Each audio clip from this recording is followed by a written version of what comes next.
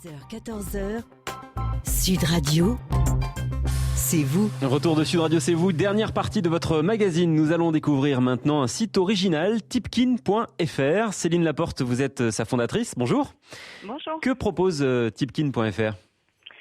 Tipkin propose de pouvoir se mettre en relation avec nos voisins, nos amis, notre famille autour d'un objet du quotidien ou de l'événementiel dont on a besoin ponctuellement. Que peut-on louer par exemple sur le site ? Vous pouvez louer du matériel de bricolage comme une perceuse, une ponceuse ou bien de jardinage, motoculteur ou des choses plus atypiques comme un vélo couché, un bateau, un camping-car.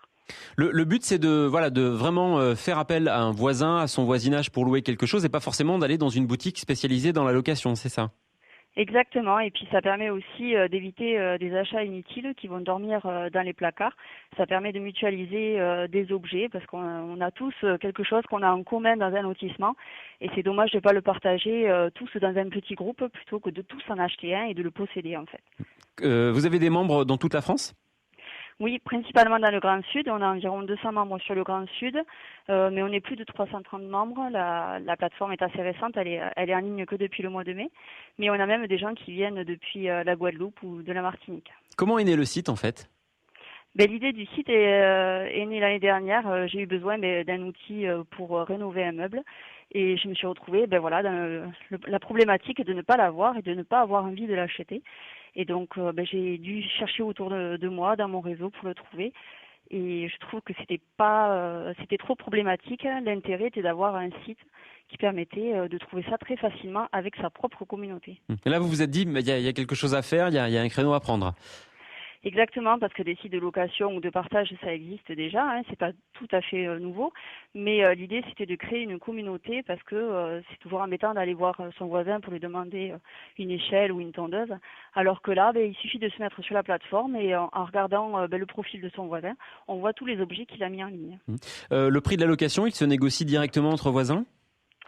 Non, le prix est affiché sur la plateforme, donc il y a un prix public pour tout le monde.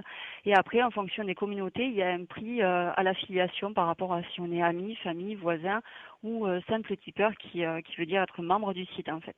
Vous avez travaillé dans l'aéronautique, je crois. Vous croyez vraiment dans ce nouveau projet ? Oui, justement, je pense qu'il y a un moment, il faut prendre un virage, que ce soit l'écologie ou l'économie. On s'aperçoit qu'il y a aussi un social qui manque. Et là, justement, la consommation collaborative me permettait de retrouver ces trois éléments essentiels. Et je pense que c'est très porteur et on a un retour aux sources qui est important. Et puis, il faut arrêter de puiser dans nos ressources naturelles.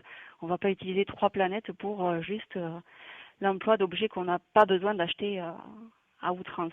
Vous appelez ça donc la consommation participative, c'est ça ? Consommation collaborative. Et Collaborative. aussi l'économie du partage.